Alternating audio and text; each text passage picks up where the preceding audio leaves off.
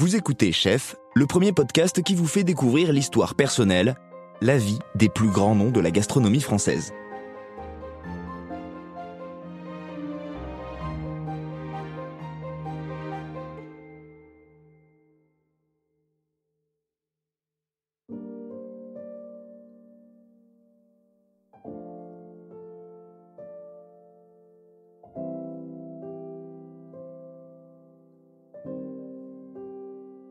Bonjour à tous, ravi de vous retrouver pour un nouvel épisode de Chef, un épisode consacré à la chef pâtissière Jessica Préal-Pato.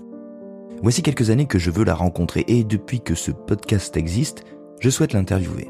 Pourtant, je ne sais pas quelle est son histoire, son tempérament. Je ne sais pas si elle est bavarde, si elle s'exprime bien, bref, je ne sais rien de sa personnalité.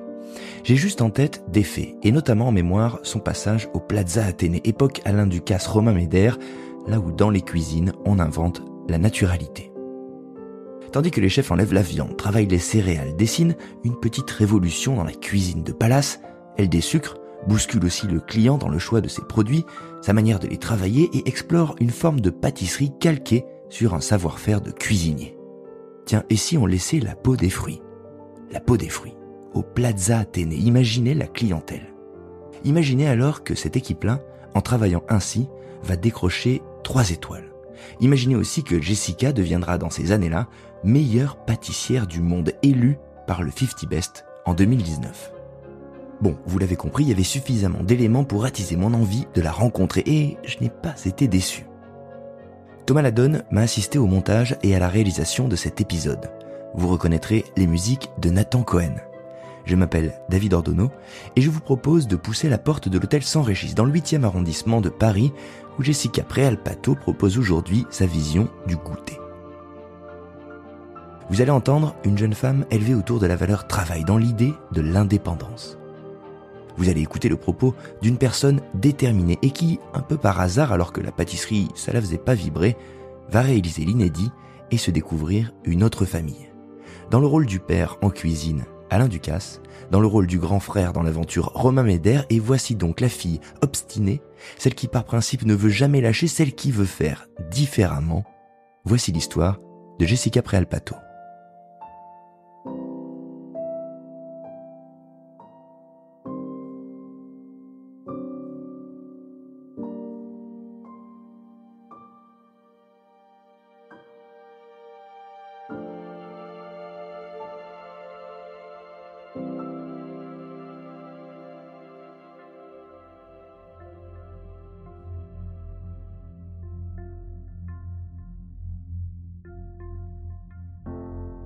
J'ai grandi dans le sud-ouest à Mont-de-Marsan.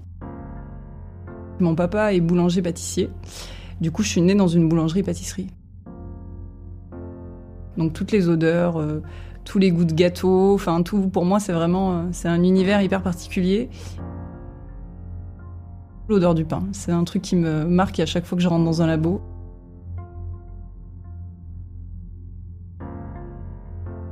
J'ai 2 grands frères, donc on va dire que j'étais un peu j'étais la seule fille de la famille avec des poupées, donc je me retrouvais toujours avec mes poupées avec les cheveux coupés ou enfin voilà, donc ils arrachaient la tête et tout ça, donc pas forcément facile tout le temps.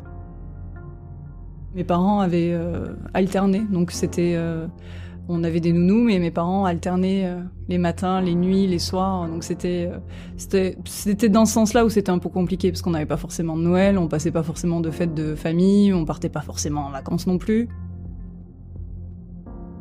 J'ai quand même un souvenir assez difficile, ouais. Mais j'aimais bien aller dans le labo pour passer du temps avec mes parents.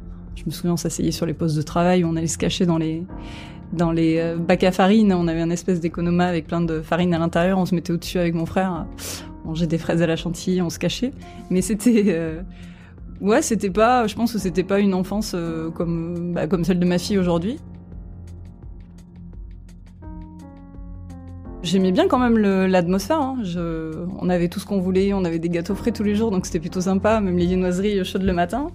Et après, non, j'étais dans la nature. Donc nous, on avait une maison vraiment à Villeneuve-de-Marsan, donc à côté de Mont-de-Marsan, en plein milieu des bois. Donc ça, c'était hyper sympa. Les balades du dimanche, c'était dans les bois aussi. Enfin, c'est un lieu qui me tient à cœur. On avait un jardin, donc Mes grands-parents aussi. C'est ce côté du bon produit aussi, c'est important pour moi. J'ai l'impression qu'à Paris, depuis que je suis arrivée en tout cas, avec ma fille, je galère un peu à trouver des bons produits.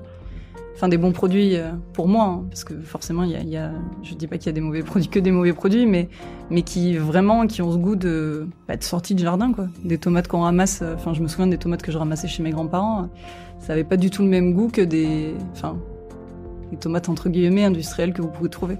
Donc j'ai vraiment ce goût du bon produit et je veux vraiment aussi lui inculquer ça parce que c'est important pour moi. Mais non, je suis quand même née dans la nature. Je suis née dans les maïs. Je suis née là-dedans, ouais. Sur les 5 frères du côté de mon père, sur les 4 frères du côté de ma mère, on a vraiment une valeur du travail très importante et mon père a toujours insisté là-dessus pour que ça doit pas être simple en fait. Je sais pas si vous voyez ce que je veux dire, ça doit vraiment être pas dans la douleur, mais on doit se donner. On doit passer notre vie au travail, Donc je suis vraiment née là-dedans, et puis j'ai toujours vu mes parents bosser comme des fous, et puis je me suis dit que moi ça devait être un peu pareil. Alors je dis pas que c'est parce ça n'a rien à voir avec des familles italiennes, mais en tout cas, ma famille, qui est venue d'Italie pendant la guerre, c'était important. La valeur du travail, c'est vraiment important dans notre famille.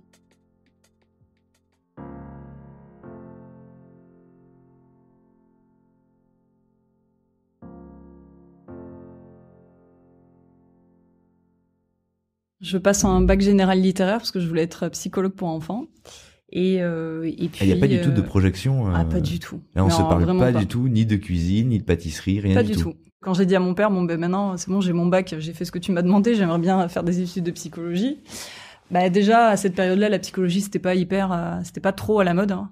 Mon père me disait, tu vas jamais, il y a pas assez de débouchés, il y a pas assez de demandes, il y a pas assez. Il vaut mieux faire des métiers de bouche, ça marchera toujours, t'auras toujours du travail. Donc oui, à cet âge-là, j'ai écouté, entre guillemets, bêtement, parce que bon, j'avais pas aujourd'hui je sais décider, mais à cet âge-là, c'était un peu différent. Et donc, du coup, je suis partie au lycée hôtelier de Biarritz.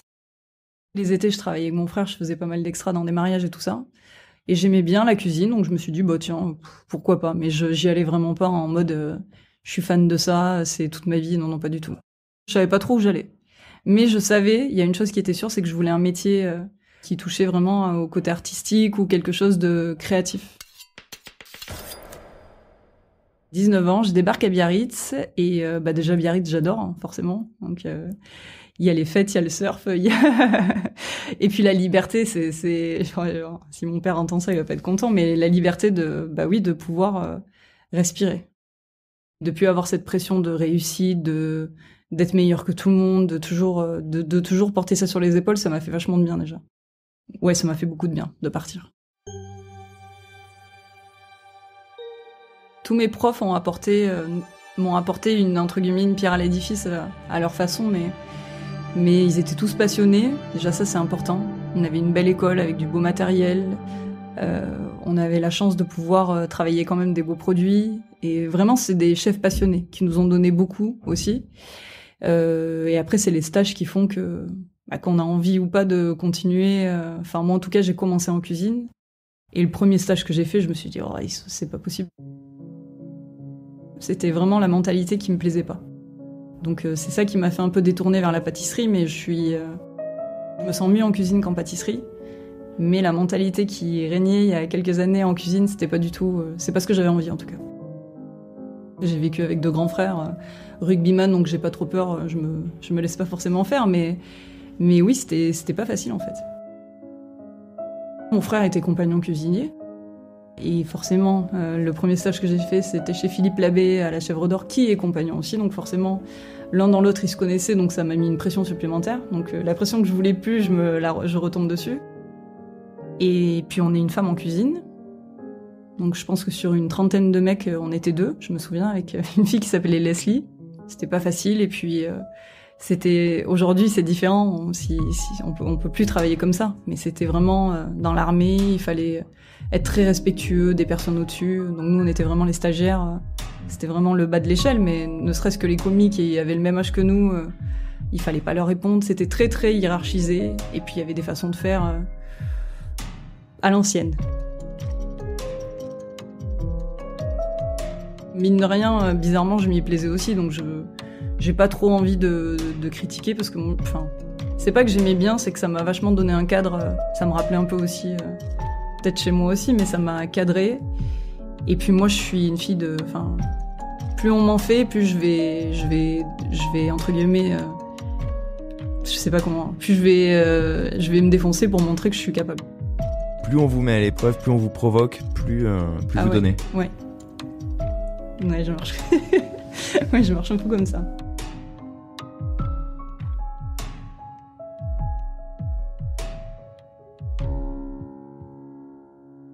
Ça a été dur le premier mois, et puis après, quand ils ont vu que j'allais pas lâcher, ils ont été beaucoup plus cool, et puis après, il y a les nouveaux stagiaires qui arrivaient, donc ils ont attaqué les nouveaux. Et puis moi, j'étais un peu plus tranquille, mais j'ai fini le stage en pâtisserie, et je me sentais mieux. Alors j'aimais moins les pesées, j'aimais moins le travail en pâtisserie. Mais je me sentais mieux d'un point de vue mentalité, j'étais mieux quand même. On travaillait aussi dur, hein, mais on rigolait. C'était peut-être bête de dire ça, mais on n'arrive pas le matin avec la boule au ventre en train de se dire vas-y, sur quel point il va me défoncer aujourd'hui, quoi. Il y avait de la musique. Après, c'était propre à ce lieu-là, mais ça m'a vachement marqué. C'est ce qui a vraiment été décisif pour la suite. Mais oui, on arrivait, on prenait le temps de nous former déjà. Parce qu'en cuisine, c'était voilà, tu me fais des bâtonnets, telle taille. S'il y avait un bâtonnet qui allait pas dans les 600 que vous aviez fait, il prenait tout, il foutait tout à la poubelle et il fallait recommencer. Enfin, c'était délirant. Et je préférais la pâtisserie parce qu'il y avait une vraie formation, il y avait un vrai suivi. Puis je sais pas, ce côté, oui, il y avait de la musique, c'était plus sympa. Je veux bien travailler, je veux bien faire des horaires, je veux bien que ce soit dur, mais on n'est pas obligé d'en rajouter cette pression en plus. On arrive tous les matins et puis on a la boule au ventre, on n'a pas le temps d'aller manger, on n'a pas le temps de prendre une pause, on a le temps de rien en fait. Donc c'est le côté-là que j'ai aimé en pâtisserie. Et après j'ai fait beaucoup d'autres lieux à côté et c'était un peu la même chose. Là, on se parle d'ambiance, on se parle de l'environnement, on se parle de rapport humain. On s'est pas parlé une fois, alors qu'on se parle des premières expériences finalement, de ce qu'on fait, de ce qu'on touche, de ce qu'on voit, de produits. Ouais, c'est vrai. Hein. Mais moi, oui, c'est vrai, mais c'est marrant parce que c'est autant ce qui m'a dégoûté de la cuisine, mais c'est autant ce qui m'a vraiment aidé à aimer le produit. Parce que tout était hyper sourcé. Je me souviens, les asperges, elles arrivaient, elles étaient hyper bien rangées. D'avoir cette qualité de produit, enfin, moi, c'est quelque chose qui est important pour moi. Alors, autant ils nous formaient pas sur la technique, ils prenaient pas le temps, autant ils pouvaient nous parler des produits, des producteurs pendant une demi-heure en même temps qu'on travaillait. Et ça, j'aimais bien, à savoir comment il fallait respecter. Je me souviens des asperges parce qu'on en a tellement fait. Mais pourquoi il fallait les équeuter de telle façon, comment il fallait les tourner. Enfin, pour moi, c'était vraiment, puis ce côté, moi j'adore, j'étais, parce que je suis un peu moins aujourd'hui, mais j'étais très perfectionniste. Et du coup, j'adorais ça, le côté, c'était très carré, c'était vraiment le 2 étoiles un peu à l'ancienne, mais c'était vraiment très carré, très parfait. Et du coup, j'aimais bien ça aussi. Et puis le choix du produit, aller chercher vraiment le bon produit, le bon producteur, le bon gras qu'on mettait autour, la bonne fraise. Ah ouais, ça m'a marqué tout de suite, oui. Puis après, j'ai continué les formations, donc j'ai fait un BTS option art culinaire et de la table, et après j'ai juste fait une mention en cuisinier en dessert de restaurant. Donc j'ai pas du tout de formation en pâtisserie. Et c'est un choix parce que j'avais pas envie. Encore une fois, j'aime pas, je sais que je le dis et les gens me prennent pour une margeau, mais j'aime pas la pâtisserie. J'aime vraiment pas faire des pesées, je déteste faire des biscuits. Vous comprenez que les gens le pensent quand même. Oui, tout à fait, je sais, hein, mais j'en ai conscience.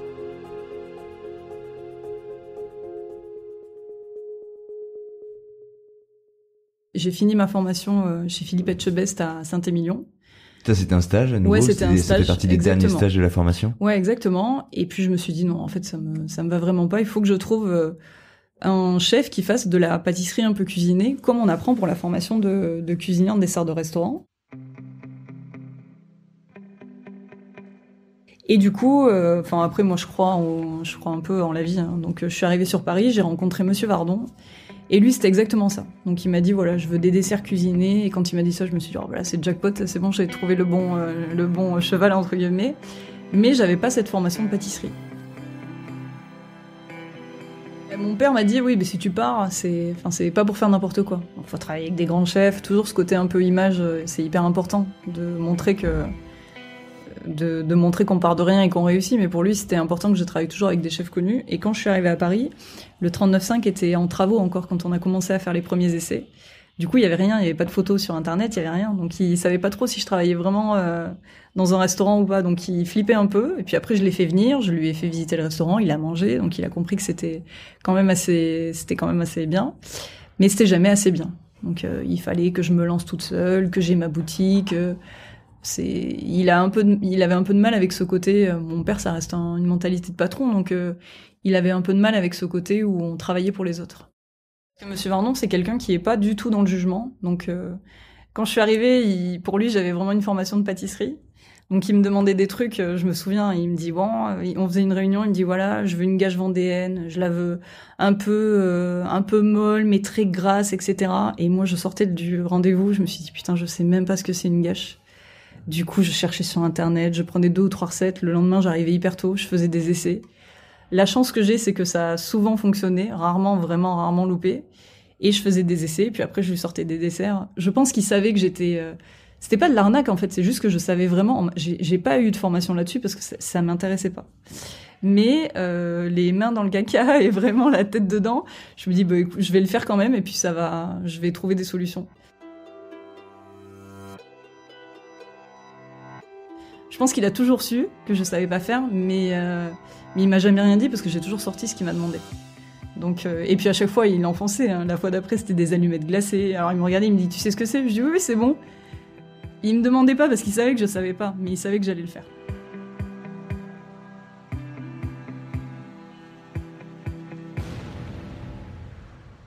Et après, il a commencé à me faire confiance et c'est là où on a travaillé sur les desserts un peu plus cuisinés. Et ce qui avait de bien, c'est c'est vraiment tout était long. Donc on avait le garde-manger, la cuisine, la pâtisserie dans le même univers. Donc j'allais dresser les entrées, je faisais des fois des cuissons où j'aidais en cuisine et après je faisais la pâtisserie et ça j'aimais bien.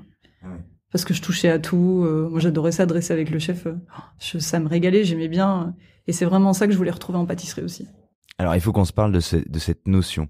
On a l'impression qu'on décrit une médiatrice entre quelque chose de médian entre deux disciplines, la cuisine et le dessert. On peut s'entendre quand on sait de quoi on parle, mais pour ceux qui ne se représentent pas, qu'est-ce que c'est un dessert cuisiné ? Qu'est-ce qu'on entend par dessert cuisiné ? Alors, avec Monsieur Varnon, je l'ai pas... Oui, c'est vrai. Mais avec Monsieur Varnon, je l'ai poussé sans trop le pousser. Mais pour moi, dessert cuisiné, c'est un peu instinctif. Enfin, c'est vraiment... c'est dressé au moment. Et puis il y a tout, il y a des températures, il y a des textures, il y a des... Enfin, pour moi, c'est vraiment quelque chose qui est instantané. Un peu comme quand on dresse un plat de cuisine, c'est à peu près ça. Et puis il y a de la vie, il y a des épices, il y a du sel, il y a du poivre, il y a plein de choses qui se passent. Et pour moi, un dessert, c'est vraiment limite dessert boutique. C'est quelque chose qu'on fait, c'est quelque chose qu'on congèle pour une grande partie, parce qu'il faut les glacer, c'est des choses comme ça. Et moi, c'est quelque chose qui me plaît pas forcément. C'est mort ? Bah oui, pour moi, c'est mort, oui. Qu'est-ce qui était parlant à ce moment-là quand vous découvrez parce que là on se parle d'un des maillons de la chaîne, là on se parle du dressage en l'occurrence et ça fait appel à plein de choses et notamment un sens esthétique et visuel et on en parlait en tout début. Qu'est-ce qui vous frappe à ce moment-là quand vous le voyez ? Qu'est-ce qui vous plaît ? Qu'est-ce qui vous parle ? Mais ce qui me parle déjà, c'est ne serait-ce que la brillance. Vous voyez, vous dressez un petit financier avec une fraise, vous le mettez au frigo pendant 4 heures, ça devient hyper terne. À part si vous mettez 30 kilos de nappage dessus. Là, j'aimais bien parce que vous avez de la brillance. Enfin, les viandes étaient bien dorées, il y avait encore du beurre, ça moussait. Il y avait plein de couleurs différentes, il y avait les sauces qui brillaient aussi. Enfin, c'était vraiment ce côté brillance, la fraîcheur, forcément, parce qu'il y avait c'était des produits frais et une qualité au niveau de l'assiette. Et puis, je sais pas, j'aimais bien la concentration. Moi, j'adore le service aussi, le stress qu'on peut avoir pendant le service, moi, j'adore ça aussi. Mais je pense que oui, c'était tout ce côté-là, ouais. Puis le côté instantané, c'est ce que j'adore chez les cuisiniers, qu'on a beaucoup moins en pâtisserie, c'est ils goûtent tout, ils assaisonnent, ils modifient. C'est le mot que je viens de mettre. Instantanéité, parce que c'est vrai qu'on retrouve cette envie que vous décriviez qui vous parle de faire à l'instant. La brillance, le produit, le beurre qui mousse encore, c'est parce qu'il sort tout juste de la cuisine. C'est ça, et c'est pas les mêmes goûts. Enfin, ils avaient des viandes maturées, ils les goûtaient, ils assaisonnaient en fonction de la maturation. Et je trouvais ça intelligent et je me dis pourquoi nous on le fait pas ? Pourquoi nous on a une recette de sorbet à la fraise et Et on achète des purées toutes faites alors qu'on a juste à mixer des fruits. Pourquoi en fait on fait pas? Mais vous avez quel âge à ce moment-là? J'avais 24, je pense. 23, 24, ouais. Et là, vous êtes déjà en train de comprendre, ou en tout cas de vous dire, que selon vous, on pourrait fonctionner différemment. Oui. C'est pas du tout prétentieux. J'ai pas envie d'en arriver à me dire, ah, c'est moi qui ai fait que, je m'en fous en fait. Mais j'ai cette. Mais c'est plus fort que moi en fait. Je peux pas rester dans les clous, c'est pas possible. J'y arrive pas. Je suis obligée de faire plus, d'aller chercher, de comprendre pourquoi on fait. Tout le monde fait la même chose depuis 150 ans, donc pourquoi ils font ça? C'est peut-être bête, mais je sais pas, j'arrive pas à rentrer dans les clous. C'est pas possible. Et puis même avec Monsieur Vardon, j'essayais toujours de travailler différemment, de faire des choses différentes, de me différencier. Et il me disait souvent, mais si t'as pas d'idée, regarde sur Internet, regarde sur les autres pâtissiers. Mais non, en fait, encore une fois, si c'est pour faire comme les autres, ça m'intéressait pas.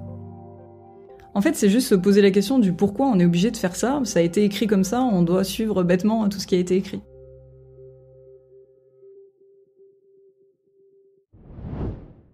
Puis après, je m'ennuyais un peu avec Monsieur Vardon, parce que il m'apportait beaucoup, mais j'avais envie de quelque chose de différent. Et en plus, je lui ai demandé de reprendre 3 restaurants qu'il avait dans le groupe. Donc je faisais une vente à emporter et une brasserie. C'est-à-dire que je lui ai demandé de faire toutes les cartes des restaurants. Donc mais là, on ne parle pas que de pâtisserie, du coup? Je parlais que de dessert, ouais. D'accord, ok. Donc là, il y a quand même un terrain qui se dessine. Et moi, j'adorais ça. Du coup, je gérais de la brasserie, du bistrot, de la vente à emporter. C'était intéressant de tout créer. Parce que différentes approches, Ouais, c'est ça. Différentes façons de dresser. À Opéra, je me souviens, il n'y avait pas de pâtissier. Du coup, c'était un cuisinier qui dressait. Donc, on adaptait tous les desserts en fonction des lieux. On n'en voit pas. À Opéra, c'était peut-être 40 ou 50 couverts. Gennevilliers, c'était 150 couverts. Donc, on ne pouvait pas faire les mêmes styles de dessert. Et ça, j'aimais bien aussi. Avoir plein d'univers différents. Et puis, je voyageais. Donc, je partais avec lui à l'étranger, faire des dîners, tout ça. Ouais. Moi, je kiffais trop.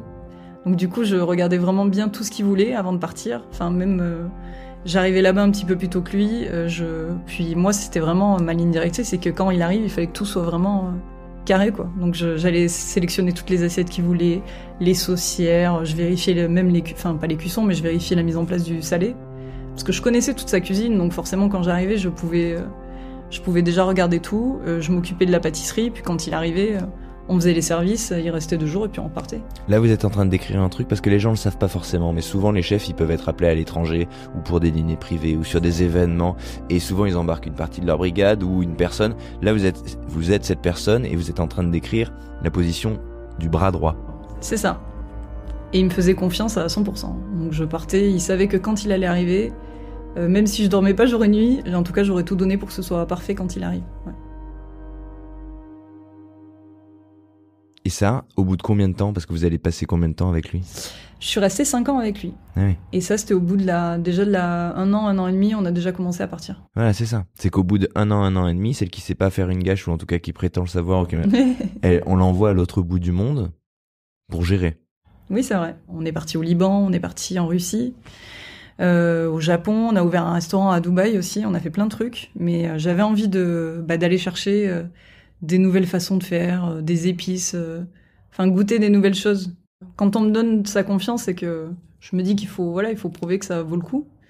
Mais non, j'étais pas en mode je vais faire mieux que tout le monde ou des choses comme ça, c'était juste que j'avais envie de faire plein de choses. Alors vous, quand on vous provoque ou quand on est dur avec vous, ça vous donne envie d'en faire plus. Quand on vous donne la confiance, ça vous donne envie d'en faire plus. En fait, tout est bon pour en faire plus. Ouais, c'est pas faux. Non, mais c'est vrai. Non, mais c'est vrai en plus. Mais c'est vrai. Je m'ennuyais un peu et j'avais vraiment envie de... Comme j'ai dit à Monsieur Vardon, je suis bien avec vous, mais j'ai envie de... Je me suis même posé la question d'arrêter le métier parce que je tournais un peu en rond au niveau des produits. C'est toujours de la fraise, de la framboise, des figues. Et j'avais envie de découvrir autre chose. Et il m'a dit, écoute, va voir Monsieur Ducasse, peut-être qu'il a un truc pour toi. Il a ouvert un nouveau restaurant à la place du restaurant au Plaza Athénée. Il a ouvert Naturalité, peut-être que ça va te parler. Il me dit, vas-y. Il a pris rendez-vous pour moi et j'ai rencontré Monsieur Ducasse. Moi, je flippais, je faisais pas la maline, pas du tout. Et c'est quoi ce moment alors? Il ressemble à quoi? Ah mais il a été d'une rapidité éclair. Il m'a dit tu veux faire quoi ? Je dis je veux continuer dans les étoilés parce que ça me plaît. Mais je lui dis j'en ai marre de faire toujours les mêmes desserts quoi. Et il m'a dit il me dit tu vas rencontrer Romain, c'est mon chef de cuisine. Vous allez parler ensemble et puis ouais, tu me tiens au courant, tu reviens vers moi. Donc à ce moment-là, il est en train de conceptualiser la naturalité. C'est et ça. En cuisine, c'est Romain Médère. C'est ça. Qui œuvre justement au Plaza Athénée. Ouais. Il y a 2 étoiles à ce moment-là ? Il y a 2 étoiles quand je suis arrivée. Et du coup, je rencontre le chef. Je me dis, j'ai pas très bien compris ce qu'il voulait, mais génial, ok. Donc je pars du bureau, ça dure à peu près, même pas, peut-être 5-10 minutes. Je pars avec Romain dans la salle du restaurant. Donc déjà, la salle du restaurant c'est à couper le souffle, elle était vraiment magnifique. Enfin, les tables, tout, je me souviens de toutes les matières, c'était hyper beau. Je me suis dit que le lieu était canon, donc j'écoutais ce que me disait le chef Médère. Je regardais la salle et puis j'écoutais mais pas vraiment. Et puis à un moment donné, je dis au chef, je dis mais c'est quel poste vous cherchez quoi en fait ? Il me dit on cherche un chef pâtissier parce que le nôtre est parti, c'était Michael Bartocchetti. Il me dit on cherche un chef pâtissier. Je me suis dit là, la pression de partir d'un Monsieur Vardon avait 1 étoile, mais là c'était 2 étoiles. Oui, ils en voulaient absolument 3, donc je sentais déjà que ça allait pas être facile, mais je me suis dit ok, on va essayer quoi. Et puis là, donc là la porte s'ouvre. Ouais. Et j'avais 28 ans.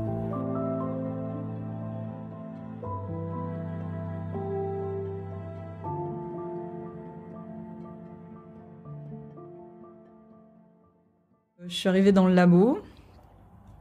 Et le souci, ce qui était dur, c'est que il essayait de m'aider. Romain essayait de m'aider, mais je pense qu'il savait pas ce qu'il fallait faire. Parce que c'était pas de la pâtisserie classique. Mais en même temps, il fallait faire autre chose. C'était dur parce que je savais pas quoi faire en fait. Monsieur Ducasse m'a dit voilà, on veut pas de biscuits, on veut pas de crémeux, on veut pas de prout-prout, on veut pas de trucs qui servent à rien, on veut le produit. Je me suis dit putain, alors là mon gars, c'est chaud. Je suis arrivée en novembre, je suis arrivée le 15 novembre, et là je vois le chef Médère qui me pose des produits. Tiens, là, t'as des kakis, t'as des nèfles, des physalis, des cynorhodons, tiens, fais un truc avec ça. Je me dis, putain, mais là, je fais quoi ? C'est aucun produit, je connaissais rien du tout. Les nèfles, je savais même pas ce que c'était, je savais même pas comment on les travaillait. Cynorhodon, inconnu au bataillon, enfin, vraiment.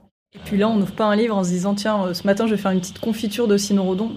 Ça n'existe pas. Je vais faire un condiment au nèfles, ça n'existe pas. Vous pouvez regarder sur Internet, dessert au nèfles, vous trouvez rien. Dessert au physalis, vous trouvez rien, à part, on pense que c'est un truc qu'on met sur un gâteau pour faire joli. Mais nous, on avait un vrai producteur, on avait des produits qui étaient mais d'une qualité, c'est le goût, la couleur, tout était magnifique, on pouvait faire un dessert avec. Et puis vu qu'ils savaient pas quoi faire en pâtisserie, c'était un peu démerde-toi quoi. Donc heureusement, j'avais une super sous-chef, Camille, qui, vraiment, elle a jamais lâché. Alors moi, je lâche pas, elle, ça l'a saoulée rapidement, mais on a fait une bonne équipe. Et heureusement, parce que sinon, je pense que j'aurais jamais fait tout ce que j'ai fait, mais on a commencé, on a essayé, on regardait comment ils travaillaient en cuisine, on faisait un peu la même chose en pâtisserie. Ils allaient cuire, je dis n'importe quoi, un potiron au barbecue, on allait faire pareil avec des fruits. Ils faisaient leur sauce, je me souviens, dans des bocaux. Ils les cuisaient très longtemps au four vapeur, on faisait pareil. On a vraiment pris toutes les techniques de la cuisine, on faisait pareil en pâtisserie. Et c'est ce qui a fait qu'après, tout le monde nous disait, c'est vraiment le suivi, c'est la continuité, mais parce que j'ai copié tout ce qu'ils faisaient. C'était au dressage près, à la cresse, à la pousse. Donc au début, je sortais les premiers desserts. Et je me souviens, Monsieur Ducasse est passé au premier dessert que j'ai fait du coup avec les kakis. Il est passé, il a vu qu'il y avait des petits dressages à la poche. Il m'a dit, je ne goûte pas ça. Je ne goûterai pas ça. Vous n'avez rien compris. Et il est reparti. Alors moi, j'ai pleuré pendant 20 minutes au vestiaire. Et puis je suis remontée. Je me suis dit, allez, je comprends pas ce qu'il veut, mais on va la chercher. Et à tâtons... il sait pas comment, et que ce soit le chef Médère ou Monsieur Ducasse, ils savent pas comment on le fait, mais ils savent ce qu'ils veulent. Est-ce que vous avez le souvenir d'un moment où, clac, vous sortez un premier dessert où vous dites, là, on trouve une note, là on est juste, là on répond en tout cas à ce qu'on attend. Il faisait un dessert, Michael faisait un dessert, ça s'appelait la coupe agrumes, un dessert à base d'agrumes, et au-dessus il mettait, je me souviens, un granité on fait le spritz avec, pardon. Quoi, de l'apérole ? Ouais, exactement. Et du coup, je me suis dit, ok, on va déjà travailler là-dessus. Donc ça, c'était un dessert qui existait avant votre arrivée ? Il existait, ouais. Et il faisait avec des oranges, des pamplemousses. Enfin, il n'y avait pas vraiment une recherche sur le produit. C'était français, c'était bon, mais il n'y avait pas vraiment de recherche. Et du coup, il y a Michel Baschès, qui est venu déjeuner au Plaza et il m'a dit... Le roi des agrumes. Ouais, c'est ça, il m'a dit tes oranges, tes pamplemousses, si tu veux, moi je t'envoie plein de trucs. Et là, il nous a envoyé une 50aine de variétés et on a tout goûté, cru comme ça, et on s'est dit tiens, ça on peut le cuire, ça on peut le pocher. On avait alors les noms, il y avait des Tangelo, donc c'était des hybrides, il fait beaucoup d'hybrides aussi de mélange. Et on les travaillait, par exemple ceux-là, on les cuisait sous vide pendant 3 heures et ensuite on les rôtissait avec un miel. On avait un mec qui faisait aussi Alain Coutan, qui était caviste en miel. Donc du coup on le faisait venir, il goûtait le dessert et il me disait voilà, il te faut ce miel-là. Donc il me ramenait le miel et après on travaillait avec ces miels. Ça c'était génial aussi. Après il y en a qu'on cuisait au barbecue, il y en a certains qu'on laissait crus. Les kumquats par exemple on les laissait crus. Les citrons on les faisait pocher. Enfin il y avait un gros travail sur ce dessert-là. Mais c'était génial et j'aime bien parce qu'à chaque fois la saison évoluait, donc il me disait ça j'ai plus mais j'ai ça à la place. On retravaillait et un jour Monsieur Ducasse on a changé 2 agrumes sur la coupe. Il est venu me voir, il me dit vous avez changé quelque chose, vous avez changé des agrumes. Je trouve ça, c'est là où je me dis que c'est un génie quoi. Et on a travaillé sur cette coupe et on a mis à peu près une 15aine d'agrumes différents, tous travaillés vraiment différemment. Et quand on l'a sorti à Monsieur Ducasse, je me suis dit ok là j'ai compris ce qu'il veut. En fait il veut juste qu'on sublime le produit, qu'on le mette en avant et qu'on le mette limite brut quoi. Et il y a quelque chose que le chef Médère me disait, c'est que vraiment, faut pas que les gens s'ennuient quand ils mangent un dessert. Il faut qu'à chaque bouchée, il y ait quelque chose pour que ça donne envie d'y revenir. Un mi-cuit, c'est sympa, c'est marrant, après ça devient froid, c'est toujours le même goût, ça devient écœurant, on n'a plus envie. Il me disait, faut vraiment que tu arrives à créer à chaque fois quelque chose de différent. Et le fait qu'il y ait cette coupe-là, où il y avait plein d'agrumes, mais les gens voulaient y retourner parce qu'il y avait des goûts différents, que c'était intéressant. Et quand ça devenait intéressant, c'est vrai que nous, on créait aussi beaucoup les desserts comme ça. Et puis, c'était une pression parce qu'il fallait sortir des desserts, il fallait découvrir les produits, il fallait rencontrer les producteurs, il fallait chercher mieux, il fallait les 3 étoiles. Donc c'était une période qui était mentalement difficile. D'un point de vue pression et mentalement, c'était dur. C'était vraiment une période difficile. Les vendredis, c'était un grand moment, quoi. Il y avait beaucoup de stress, on faisait que de la créa toute la journée, on faisait que ça. Des fois, on travaillait une semaine sur une base de condiments. Enfin, c'était pour avoir le bon goût, le bon assaisonnement. Et je me souviens, on goûtait, on se disait, putain, il manque un truc. Le truc qui fait que. Donc, on était... Et puis, que ce soit le chef Médère ou Manu, on était tous pareils. On allait dans l'économa, on regardait. On allait dans la chambre froide, on avait des bocaux, on faisait on faisait nos huiles, nos vinaigres, tous nos fruits à l'alcool. On faisait tout et on était là, on attendait, on regardait, on se disait, est-ce que ça va marcher avec ça ? Ça, on l'a fait il y a 3 ans, qu'est-ce que ça donne ? Enfin, et on savait pas. Il faut toujours faire mieux que celui de l'année dernière. Parce qu'on n'a jamais repris un dessert de l'année d'avant pour le remettre. Ça, c'était impossible, ni pour personne d'ailleurs. On a à chaque fois fait évoluer. Mais il fallait faire évoluer. On pouvait pas rester sur les mêmes techniques, sur les mêmes styles de dessert. Il fallait encore pousser le truc. Et à la fin, quand Monsieur Ducasse m'a dit, après le Covid, quand Monsieur Ducasse m'a dit on va réouvrir un restaurant naturalité dans Paris, je dis ça c'est sans moi, c'est plus possible. J'ai plus rien à donner, on a fait tout ce qu'on a... Je vois pas ce que je peux sortir en plus, c'était plus possible. À part retravailler, une autre herbe, une autre fleur, etc. Je voyais plus ce que je pouvais apporter. Pour moi, c'était trop.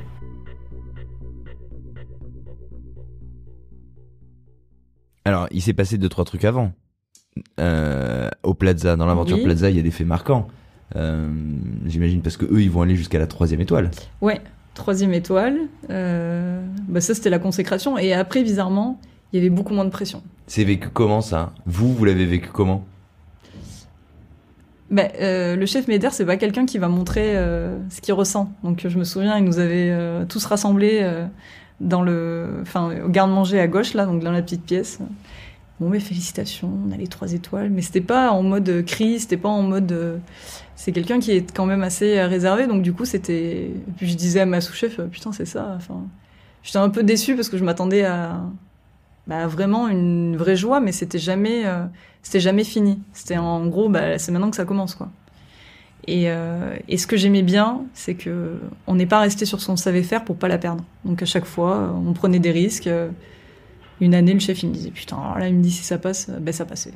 Donc, c'était toujours vraiment borderline, ouais. Et ça, j'aimais bien aussi. C'est marrant, il y a cet alignement avec Médère et Ducasse qui vous répondent quand même. Il y a un alignement de valeurs sur on lâche pas, c'est notre truc, il y a cette détermination. Oui, mais parce qu'au fond de moi, enfin, même tous les trois, je pense qu'au fond de nous, on savait qu'on était dans le bon. C'était parce que là, on s'en parle. C'est maintenant tout le monde fait des céréales, tout le monde fait. Mais non, il y a 8-9 ans, c'était pas du tout le cas. On n'enlevait pas la viande de la carte, on n'allait pas sourcer tout. Ouais. Quand ça arrive au Plaza, et moi je me souviens des premières critiques et de l'incompréhension. Ouais. Beaucoup d'incompréhension. Et justement, sur les goûts, sur les assaisonnements, les gens déroutés. Ouais. Nous, on cherchait ça aussi. Hein. Des fois, on n'avait pas, c'est horrible de dire ça, mais on voulait pas que le client soit content en partant. On avait envie de le choquer. De le provoquer, ouais. Ouais. Et on avait envie de le provoquer, ouais. Jusqu'à carrément, je me souviens, on avait fait un dessert aux agrumes où il y avait après on a fait évoluer les desserts. C'était agrumes riz, on travaillait tout le riz, les germes de riz, les enveloppes, enfin on travaillait vraiment la totalité du riz. Et les agrumes, il y avait des segments, et puis il y en avait où j'avais laissé la peau. Et les gens ne mangeaient pas la peau. Et je disais à ma sous-chef, putain, l'année prochaine, on va faire tous les desserts avec la peau. Tous les agrumes, on les travaille tous avec la peau. Donc l'année d'après, le dessert, il y avait des peaux partout. Donc ils étaient forcément obligés de le manger. La peau, on se parle pas de la peau extérieure, on se parle si. Ah ouais, d'accord, ok. Ouais. Parce que je pensais qu'on se parlait juste de pas faire des suprêmes et des Non, pas du tout. On avait laissé vraiment toutes les peaux. Et je me suis dit, ils vont être obligés de le manger, en fait, qu'ils comprennent que c'est bio, c'est pas traité. Oui. Et que il y a plein de choses dans la peau aussi des fruits. Et puis le gaspillage, ça passe par ça aussi. Tiens, on le jette. Mais il y a plein de trucs à faire avec. Nous, on faisait des vins, on faisait des eaux, on faisait des kéfirs. Et c'est là où ça devenait aussi intéressant, mais de voir qu'on pouvait tout travailler.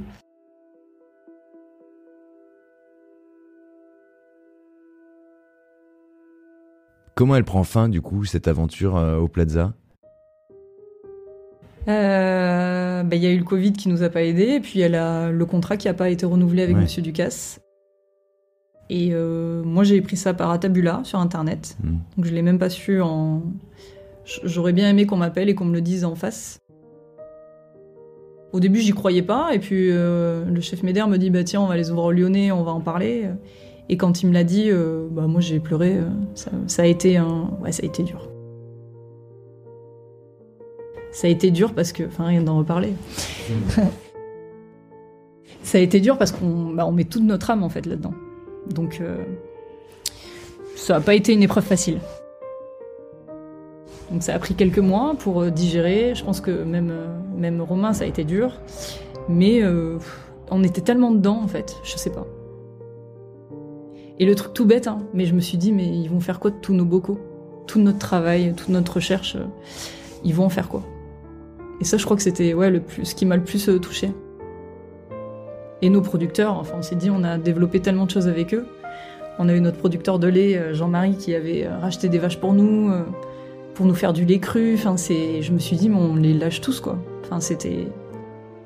mentalement, c'était chaud. La fin du Plaza, ça arrive après combien d'années ? Moi, j'ai fait 7 ans.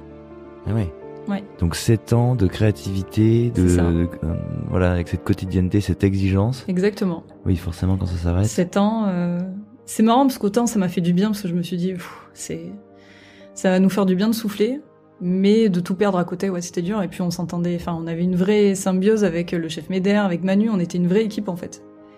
Et de tout lâcher comme ça, ça a été dur. Et puis, c'est marrant parce qu'ils ont un peu vécu, on a tous vécu, on a tous avancé. Manu s'est marié, il a eu un autre enfant, moi je me suis mariée, j'ai eu un enfant. Enfin, on a tous évolué un peu dans cet univers-là où c'était aussi famille en fait. Ouais. Donc on s'est tous séparés, chacun dans un coin. Enfin, je sais pas, c'était assez violent. Après, nous, on est partis rapidement avec Romain. Manu est resté un peu au Plaza. Je sais que lui, il a pas du tout aimé. Enfin, c'était plus la même ambiance. C'est bizarre.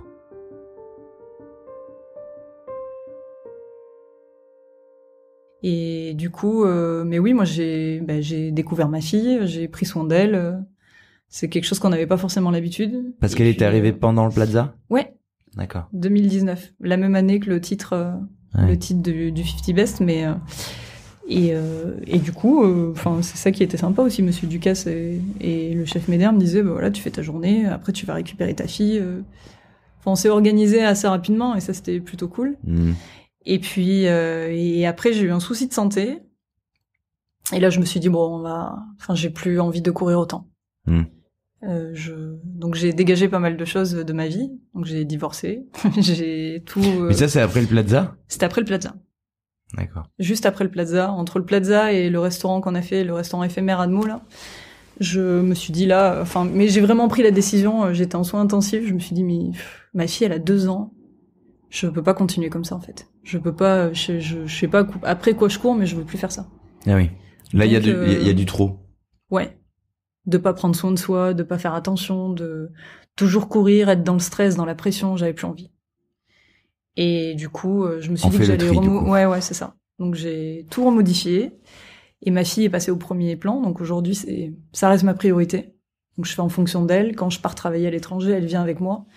Je négocie tous mes contrats. Je préfère prendre moins au niveau du budget, mais en tout cas venir partir avec ma nounou et ma fille. Donc ma nounou, elle est ravie, elle vient partout avec moi et ma fille, je l'amène partout. Et j'avais peur de pas réussir à m'organiser, mais je m'organise mieux en étant toute seule que quand on était 2, donc c'est très bien. Je prends le temps donc j'ai découvert les soirées où je vais prendre des verres avec des potes que je connaissais pas. Enfin, c'est des choses, je découvre la vie, mais je travaille aussi beaucoup, parce que là j'ai fait toute la semaine, je pars travailler à Londres. Mais le week-end où j'ai pas ma fille, par contre, je profite. C'est des choses que je connaissais pas forcément. Un petit détail là qu'on a évoqué, 2019. Le titre du 50 Best qu'on balance comme ça, comme si c'était un événement. Madame a été élue. Non, mais c'est juste que c'est pas... Oui, bon, il y a eu ce truc aussi, c'est vrai. Ouais, à un moment, quelqu'un a dit que j'étais la meilleure pâtissière du monde. Non, mais parce que je suis ravie de l'avoir eu. Et puis, ça nous a beaucoup aidé. Et puis, ça a permis de rendre visible la pâtisserie qui était... c'était important de mettre les producteurs en avant. Quand on a commencé, je me souviens, on nous prenait pour des barjots. De plus avoir de viande, de travailler des céréales, d'enlever du sucre. Tout le monde me disait c'est pas assez sucré, les desserts c'est dégueulasse. On s'est pris des remarques de chefs pâtissiers que je vénérais et c'était dur en fait de prendre ça. Mais au fond de moi, je me suis toujours dit on est dans le bon, c'est sûr. De travailler avec des producteurs, de plus passer par Angie, c'est la facilité encore une fois, mais je me suis dit non, c'est sûr. J'avais ce sentiment de me dire qu'on était dans le bon, même si on s'en prenait plein la tronche. Là, il y a un niveau de technicité qui est hallucinant quand même, qui a grimpé, qui doit être dingue. Vous qui partiez d'un truc de moi la pâtisserie, bon. Là, oui. En 2019, vous avez un titre, alors il vaut ce qu'il vaut, vous pouvez le minimiser. Je le minimise pas, j'étais contente parce que je me suis dit ça rend vraiment c'est tout le travail et même les équipes qui étaient quand même souvent Non mais vraiment ça doit être dingue quand même, non, quand on vous dit ça, le jour où on vous dit ça. Moi j'étais hyper heureuse, en plus j'étais enceinte, alors forcément j'ai pleuré comme tout. mais je sais pas, il y avait le mauvais vous avez ce côté où vous êtes hyper contente d'avoir le titre, mais vous avez ce côté où vous vous dites pourquoi moi en fait. Oui. Est-ce que c'est parce que je suis une femme et c'est l'année de la femme? Est-ce que parce qu'on a demandé à ce que ce soit moi? Comment en fait, pourquoi ils viennent nous chercher à nous? Pour le coup, le 50 Best, on connaît la manière, donc oui, c'est transparent sur la méthode. Pour moi, c'est transparent. Oui. Mais et puis il y a le Gomio qui arrivait la même année, où on s'est retrouvés à 2 sur scène, et je l'ai dit d'ailleurs pendant le discours. Je dis merci, mais moi j'ai pas ma place en fait ici. Je savais très bien qu'on m'avait rajouté parce que c'était mon année et que personne l'avait vu venir et que c'est tombé sur moi. Et ça, j'ai pas du tout... et je l'ai dit, il y avait peut-être, je sais pas, peut-être 600 personnes, mais je dis merci, mais j'ai pas ma place. Donc je suis repartie sans mes cadeaux, sans mon titre, sans rien. Ils m'ont tout fait envoyer au Plaza Athénée. Mais je sentais que c'était pas... Autant les 50 Best, il y avait... J'étais contente, je me suis dit, ok, puis ça donne une belle image aussi, je suis une femme. 3 étoiles en France, il n'y en avait pas beaucoup. Oui, avec la singularité de la proposition du Plaza. Il faut pas lâcher, ouais. Ah ouais. Et mais le Goemio, c'était le truc de trop. Donc Goemio, il vous appelle, il dit on l'avait pas prévu, on l'avait pas vu venir, faut pas qu'on passe pour des cons, comme elle a été élue meilleure. Ouais, c'est ça. Je sais pas si ça s'est passé comme ça, mais en tout cas, le fait qu'on était 2 sur scène. Et je connais le fonctionnement du Goemio et je respecte énormément ça, c'est qu'ils vont, contrairement à d'autres, chercher les chefs qui ne sont pas renommés. Ils vont aller chercher des pépites un peu partout en France. Ils vont aller... Oui, voilà. Et c'est ça que j'aime bien et c'est ça que je respecte chez eux. Et jamais je me serais dit, putain, j'ai même pas eu de titre chez eux. Non, c'est ça que j'aime bien chez eux, c'est qu'ils vont vraiment chercher des pépites. Et là, le fait qu'on soit 2, déjà, j'avais l'impression de voler un peu la vedette au pâtissier qui était là ce jour-là. Et puis moi, j'étais pas à ma place. Je me suis pas... J'ai même pas dîné avec eux. Je suis partie direct. J'étais pas à ma place. Donc Monsieur Ducasse, ça l'a fait marrer, mais moi je vais pas être là en souriant, c'est pas du tout mon délire. Je sais pas, je trouvais que j'étais pas là au bon moment, au bon endroit. C'est marrant ce que vous dites que ça fait marrer Ducasse, parce que ça c'est ducassien comme attitude aussi. Bah ouais, non mais vraiment. Oui. Vous vous ressemblez. Oui, dans la provoque, dans le côté poussé, oui, on se ressemble beaucoup là-dessus. Dans la singularité, dans le fait qu'en fait, il y a tout un milieu et on n'est pas forcément obligé d'en être. C'est ça. Pour être le meilleur. Exactement. On peut être le meilleur de son milieu, mais sans en être. C'est ça. Un peu ça, Ducasse, il plane au-dessus, à côté. Oui, mais... Et en même temps, il est central. Oui, et puis c'est dommage parce que beaucoup de monde ont une mauvaise image de lui. Parce que des fois, il aime bien donner cette image aussi. Oui, ça l'amuse. Et ça l'éclate de faire ça. Mais nous, on l'a vu dans des moments, on l'a vu. C'est quelqu'un qui lâche pas. Quand il m'a dit le Plaza Athénée et qu'il m'en a reparlé, ça s'arrête. Je me suis remise à pleurer. Il m'a dit non, mais on va faire autre chose. Il était déjà passé. Il avait déjà une vision d'autre chose. C'est incroyable d'être comme ça. Moi, ça me touche directement. Lui, ça, je sais pas. Il voit déjà autre chose. Il veut faire déjà autre chose. Il imagine déjà autre chose. Enfin, il est tout le temps en mouvement dans sa tête. C'est impressionnant.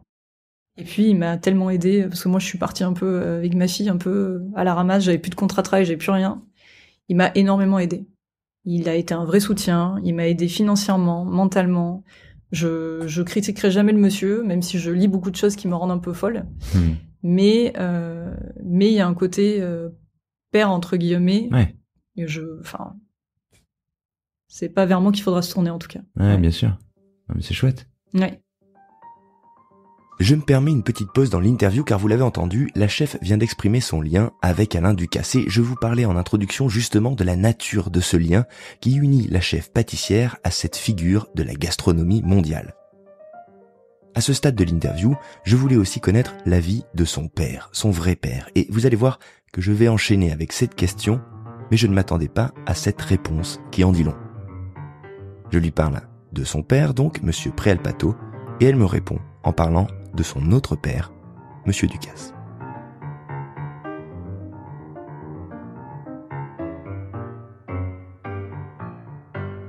Et le père, quand sa fille est élue, est-ce que ça lui suffit quand on a une fille qui est élue par meilleure pâtissière du monde, quand on décroche 3 étoiles, quand on est dans l'endroit le plus prestigieux et qu'on travaille pour un des chefs les plus prestigieux au monde?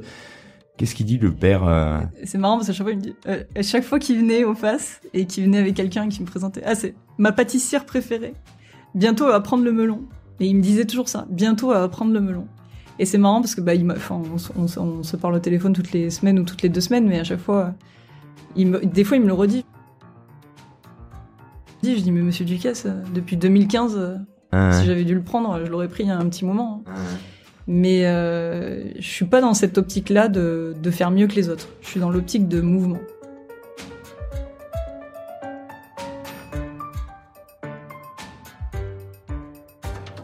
Et ici, après du coup, je suis partie à Londres et du coup, j'ai découvert, j'ai goûté plein de tea time et puis c'est des desserts qu'on prend, qu'on pose sur un plateau. Je me suis dit c'est chiant à mourir quoi. Qu'est-ce qu'on peut faire? Et du coup, quand j'ai visité l'hôtel, j'ai cherché des endroits, des trucs, et je me suis dit... Donc là, c'est quoi? C'est un contrat dans un hôtel pour réinventer, du groupe d'accord. Jumeirah. Donc avec une clientèle quand même, mine de rien, très Middle East, donc pas forcément consommateur d'alcool. Et dans l'hôtel, il y avait 3 bars. Et je me suis dit, putain, c'est quand même ballot, il y a personne dans le bar. Et du coup, on a modifié avec le chef pâtissier là-bas. J'ai créé une tea room. Donc le bar est devenu une salle de thé. Et tout le goûter est dressé devant les gens. Donc les scones sont cuits 5 minutes avant et tout le goûter est vraiment dressé devant les gens. Il y a des sorbets, on a commencé à créer une expérience avec des scones, donc j'ai créé 5 scones différents avec des condiments différents. Donc on a gardé le classique et après on faisait avec des verveines, avec de l'ortie, on faisait découvrir plein de saveurs, toujours dans l'optique de faire découvrir aussi aux clients des nouveaux goûts et de montrer que quand ils sont bons et travaillés au bon moment et à la bonne saison, c'est bon. Faire découvrir, pour moi c'est important aussi dans ma pâtisserie. Et puis ça a bien fonctionné parce qu'on a gagné le titre du meilleur tea time londonien l'année dernière, cette année. Et du coup ça a bien fonctionné. Et puis là je vois que je peux plus trop. Je vois que j'ai fait le tour, donc j'arrête là dans 2 semaines. Ah oui. Parce que on peut pas faire plus en fait. À un moment donné, dès que j'ai fait le tour, dès que je vois que je commence un peu à m'ennuyer, j'ai arrêté. Sarah et Zaina m'ont appelé ici, donc j'ai trouvé déjà le lieu. Je trouve que c'est hyper beau, c'est intimiste. Je voulais vraiment un petit hôtel. Donc sans Régis, Paris, 8e. C'est là où on est.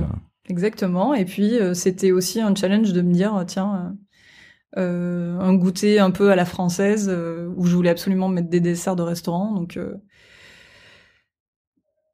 Au début, c'était différent. On a fait venir 2 ou 3 journalistes en qui j'ai totalement confiance et qui m'ont dit ça va passer, mais il va falloir laisser un peu de temps. Et puis au final, ça passe parce les gens commencent à comprendre, les gens commencent à découvrir. Mais on se parle de quoi concrètement comme expérience si on devait la décrire? Déjà un dessert à l'assiette dans un goûter, c'est pas commun. Je voulais pas faire de salé parce que je trouve que c'est souvent un peu bâclé. Le salé dans les tea time, on met du pain de mie avec du jambon ou du saumon et puis on met ça parce qu'on n'a pas le choix. Mais je préfère que les clients vraiment soient focus entre guillemets sur le sucré plutôt que de perdre de l'espace. Déjà on mange ça, on n'a plus envie de manger derrière et de perdre du temps. Et puis ici c'est une petite structure, ils sont 4 en cuisine et du coup je me suis dit tiens, ça peut être un vrai challenge aussi et puis d'avoir un vrai pied-à-terre aussi à Paris. Parce que mine de rien, en Plaza Athénée, si on voulait goûter, le menu était à 390 €, tout le monde ne peut pas se permettre. Ici, c'est le prix d'un goûter parisien, c'est 65 €, c'est à la portée de tous. On voulait pas non plus le faire ultra cher parce qu'il y avait des titres, il y avait tout. Comme je leur ai dit, il faut vraiment rester sur les prix classiques, en fonction de nos coûts, en fonction du staff aussi, en fonction de tout. Et ils ont joué le jeu et ça j'aime bien. On travaille qu'avec les producteurs que j'avais au Plaza, donc ils sont revenus ici. Et puis même ici, ça a vraiment beaucoup changé et ça change au fur et à mesure parce qu'il y a encore des choses que je vois.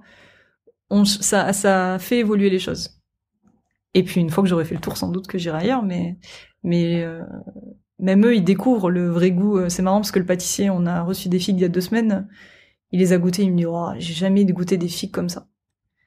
Et même pour eux, d'avoir cette culture et de juste mettre ça sur une tarte, on a l'impression que c'est simple, mais c'est compliqué aussi. De trouver le bon produit, d'avoir cette sensibilité, de pas se dire c'est une figue. Non, il y a une figue mûre, une figue qui est pas très mûre, une figue qui peut encore attendre 3 jours et d'avoir cette sensibilité de reconnaître les produits. Le bon moment. Ouais. C'est particulier quand même. Aujourd'hui, votre nom, il est pas banal. Les gens le connaissent.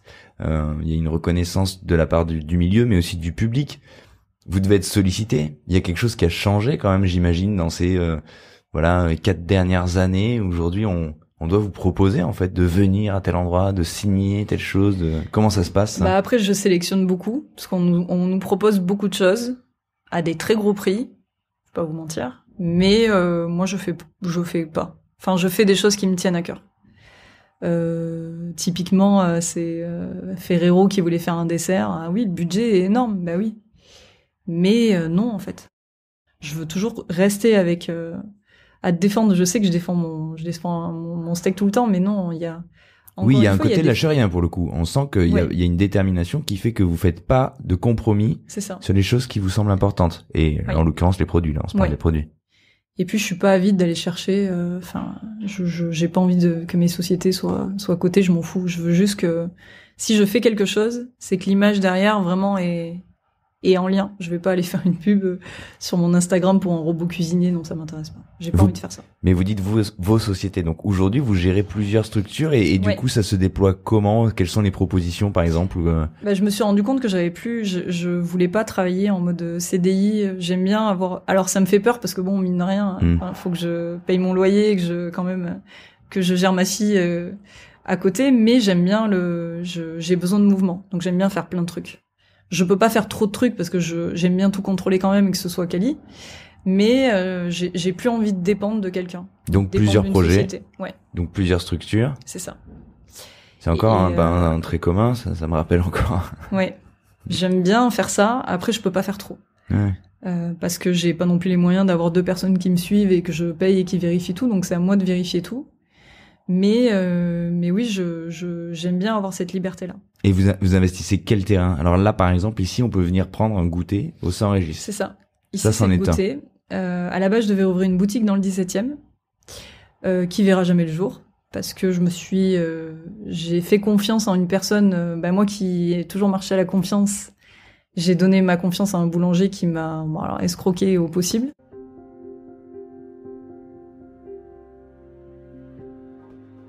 Je voulais faire de l'instantané.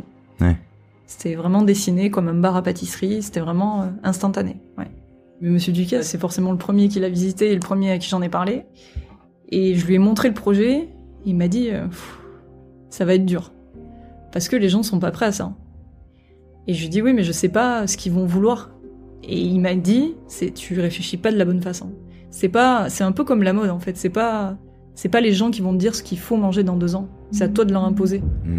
Pas leur dire que tu leur imposes, mais leur montrer que c'est vers là qu'il faut aller. Est-ce qu'ils auraient été prêts à ne plus manger le gros Paris-Brest pain de crème? Ils seraient pas venus chez moi en tout cas pour manger ça. Donc vous touchez à une niche. Donc si vous touchez à une niche, vous avez moins de chiffre d'affaires, donc moins d'eux. Et il faut être plus précautionneux sur le choix des produits, travailler avec moins d'équipes. J'avais conscience de tout ça, et le business plan était fait comme ça. Mais je savais que ça allait pas être facile, ouais. Donc j'ai perdu beaucoup d'argent dedans, et aujourd'hui je peux pas me relancer dans une boutique. Je me dis ok, allez, c'est pas grave, on continue. Je continue à avancer. Je vais pas lâcher. Je lâche pas, je suis pas en train de pleurer dans un coin, j'ai jamais été comme ça. Je me dis ok, allez, c'est pas grave, on continue.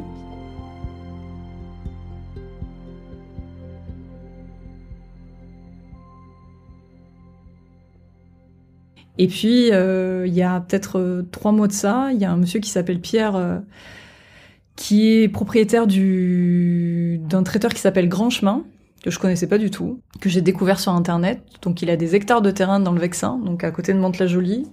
Il produit tout en bio, tous ses petits fruits, tous ses légumes, c'est très famille. Et puis quand je l'ai rencontré, que j'ai vu tout ça, je me suis dit, oh là, c'est jackpot, ça va être génial de faire ça. Alors il produit pas tout, bien sûr, ouais. C'est impossible. Mais en tout cas, une grosse partie, par exemple toutes les petites baies, les fruits, il en a. Et je me suis dit que là, ça pouvait être marrant. Maintenant, le traiteur, ça me fait peur, parce que c'est pas du tout mon univers. Congelé dans ma tête. Là, pour le coup, vous êtes obligé de faire avec peut-être des process qui vous ressemblent pas, ou peu. C'est ça. Alors, j'ai fait 2 semaines, et puis au bout des 2 semaines, donc c'était très exactement la semaine dernière, j'ai dit à Pierre, écoute, je peux pas.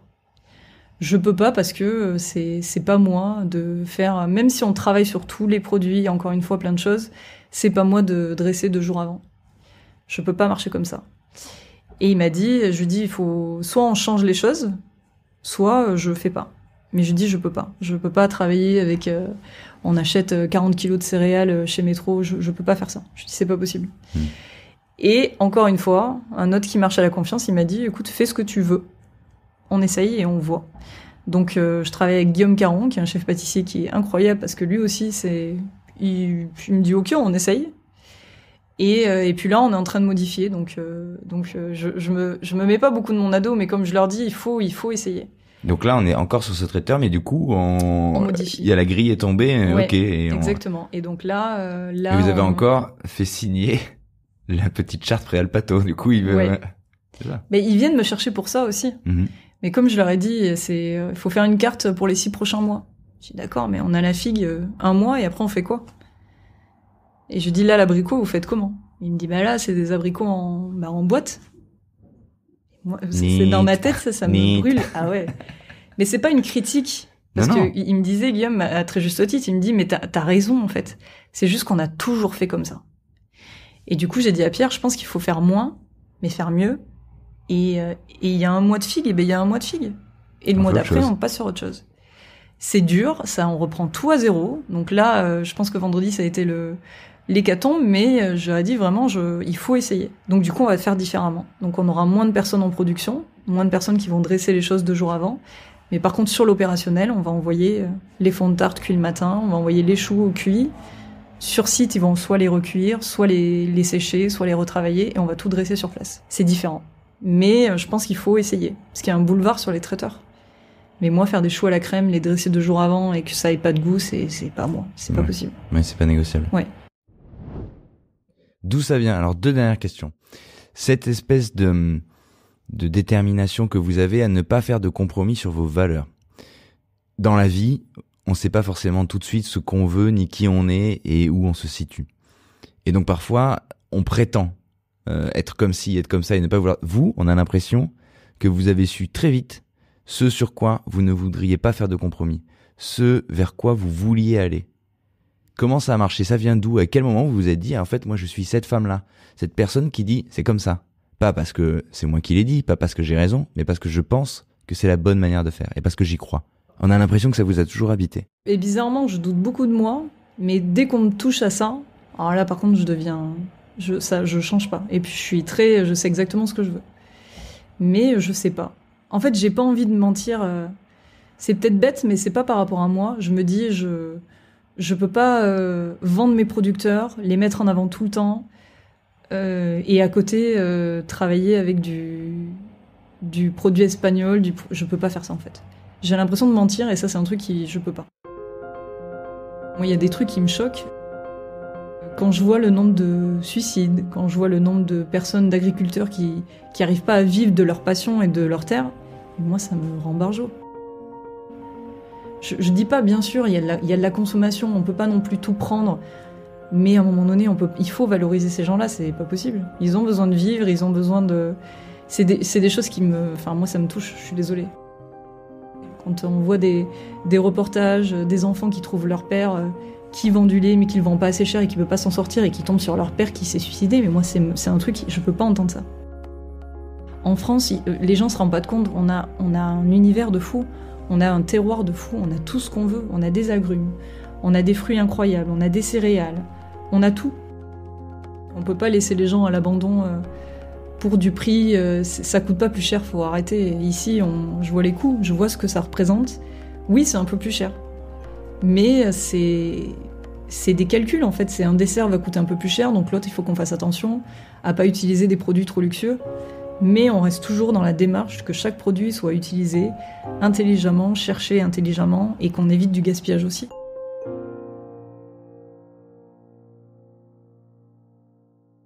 Le goûter ici est dressé à la minute, il n'y a rien de congelé, pareil.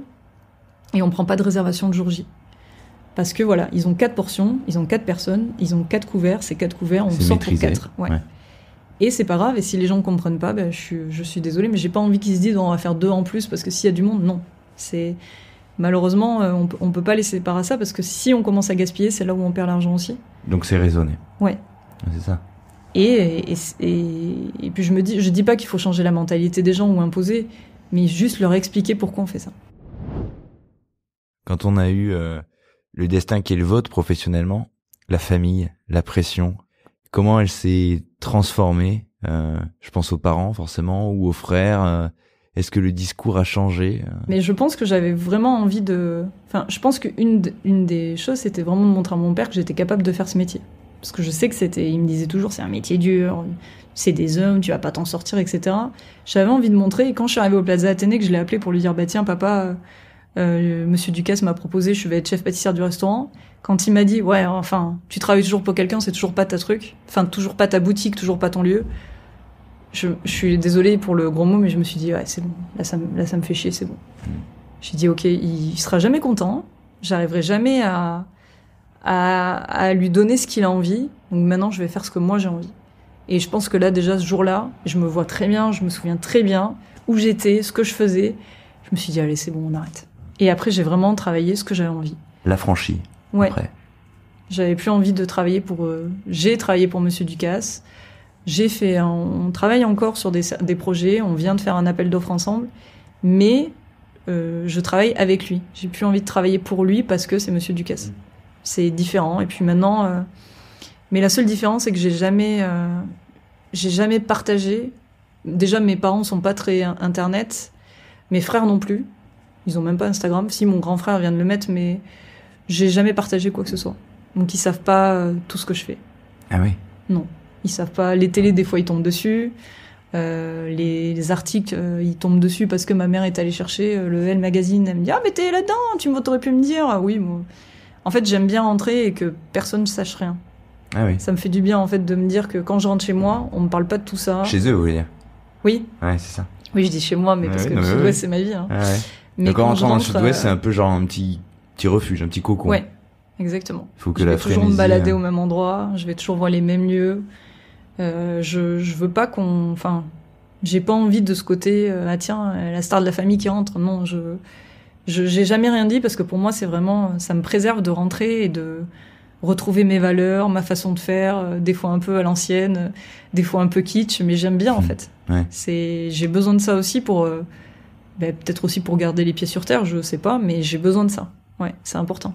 Mais votre père, il a pris conscience après avoir dit t'es toujours pas chez toi, c'est marrant parce que quand j'ai voulu me lancer dans la boutique, bon après c'était après que j'ai eu mon accident vasculaire, mais quand j'ai voulu me lancer dans la boutique, il m'a dit oh non, mais tu vas pas faire ça, c'est trop compliqué, t'arriveras jamais à gérer ta fille, il vaut mieux que tu travailles pour quelqu'un, te fais pas chier. J'ai juste marrant quand même le discours qui change comme ça.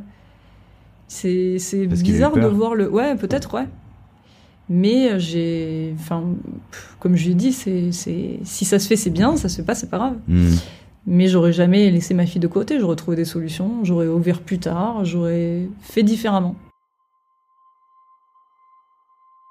J'étais en train de penser à votre fille, je me disais c'est marrant de parvenir à ce niveau d'activité professionnelle, à préserver à ce point le lien qui unit à son... Moi j'ai 2 enfants par exemple, j'arrive pas à faire ce que vous décrivez. Moi je me force, ouais. Alors oui, on a moins de...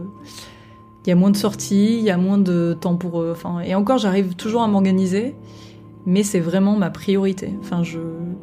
Je veux qu'elle manque de rien, je veux qu'elle ait des vraies valeurs aussi. À chaque fois qu'on va chez j'ai un petit producteur de fruits, c'est elle qui choisit les fruits. Je veux qu'elle comprenne. Même elle est un peu tatillon sur certains produits. Quel âge elle a du coup ? Elle a 4 ans. Ah oui. Non mais je limite un peu insupportable des fois. Mais parce que je lui ai aussi. C'est important pour moi qu'elle sache ce que c'est, d'où ça vient. Je sais pas. C'est important pour moi aussi. J'ai vraiment envie qu'elle ait ce rapport au produit et... C'est votre binôme aujourd'hui ? Ouais. Et en même temps, j'ai pas envie de lui imposer. Je suis pas du tout. J'ai pas envie de lui imposer la rigueur que moi j'ai eue. Donc j'essaye de faire attention. J'ai beaucoup travaillé là-dessus aussi parce que j'ai pas envie de. On redonne souvent l'exemple qu'on a eu. J'ai pas du tout envie de donner cet exemple-là. J'ai envie qu'elle soit épanouie, qu'elle ait pas un moment de confiance en soi parce qu'on s'en prend plein la tronche toute la journée. J'ai essayé vraiment de faire en sorte que. Mais non, ma fille, ma famille, c'est ma priorité et ça changera jamais. Même si mon père a été dur, c'est vrai que là je l'ai vachement décrit, mais c'est quelqu'un aussi, c'est grâce à ça que j'ai avancé, c'est lui aussi qui m'a poussé à me dépasser. Ma maman aussi, elle était plus discrète, elle suivait un peu, même je pense qu'elle a un peu plus flippé, mais c'est aussi important et d'avoir cette vraie valeur du travail, la valeur de l'argent, c'est des choses qui sont importantes. Et non, ma famille, c'est toujours ma priorité. Je descends très, très régulièrement. Mes frères aussi, mais encore une fois, c'est ce cocon que j'aime bien. Je suis pas à la recherche de gloire, je suis pas à la recherche... Moi, ma priorité, c'est vraiment que ma famille aille bien, que ma fille aille bien, et puis je m'éclate dans ce que je fais. Et puis si j'ai des trucs en moins, c'est bien. Si j'ai des trucs en plus, c'est bien. Mais de montrer qu'on peut faire les choses différemment. Ouais, ça, c'est important. Ouais. Je suis chiante avec ça.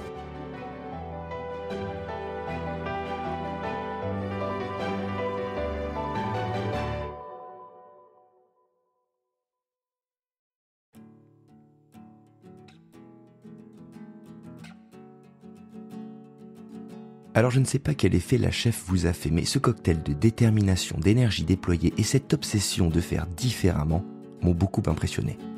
Et je vous invite à écouter ou réécouter aujourd'hui les épisodes que nous avons consacrés à ceux qui ont accompagné sa révélation.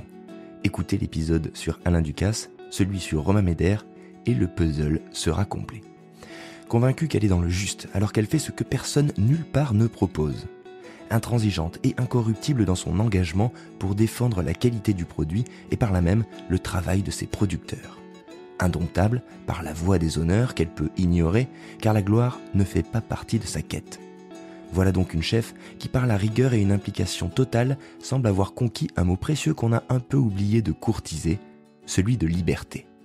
Affranchie de la pression parentale, de la volonté de son père, elle s'est hissée au sommet, a travaillé pour, en donnant sa vie. Aujourd'hui, elle décide de travailler avec. C'est une trajectoire qui offre une belle méditation et une voie qui rassurera peut-être celles et ceux qui se donnent dans l'ombre et sacrifient tout quand la lumière embrasse les autres. Ce qui compte, c'est la détermination. Une autre leçon peut-être que nous offre la chef qui, souvenez-vous, voulait cuisiner et a fini par prendre la voie de la pâtisserie car l'ambiance en cuisine était délétère parce qu'être une femme, c'était un problème. On espère qu'on n'entendra plus ça, mais il faut croire que la contrainte pousse à écrire son histoire, car c'est en somme vers la cuisine qu'elle a emmené cette discipline, lui offrant ainsi une nouvelle perspective. Merci, chef, de nous avoir livré ainsi votre récit, cette histoire qui prouve une chose fondamentale, qui dit que lorsqu'on a un désir ou même un instinct en soi, si l'on s'y accroche fermement, on finit par se libérer et se déployer. Pour ça, on l'a compris, il ne faut pas lâcher. Et vous qui écoutez, ne lâchez rien non plus. C'est sûr qu'ainsi, vous trouverez la voie qui est la vôtre. En tout cas, merci d'être là. Merci de nous écouter. Suivez-nous sur Instagram @chef_podcast. Écrivez-nous. Et je ne le dirai jamais assez, notez notre podcast sur votre plateforme préférée. C'est notre manière à nous de rejoindre le sommet. Allez, je vous donne rendez-vous la semaine prochaine pour un talk passionnant qui va résonner aussi avec les propos de Jessica Prealpato, puisqu'on va parler de parentalité. Un sujet pas facile à conjuguer avec les métiers de la restauration. Alors, à la semaine prochaine pour un nouveau chef. Salut!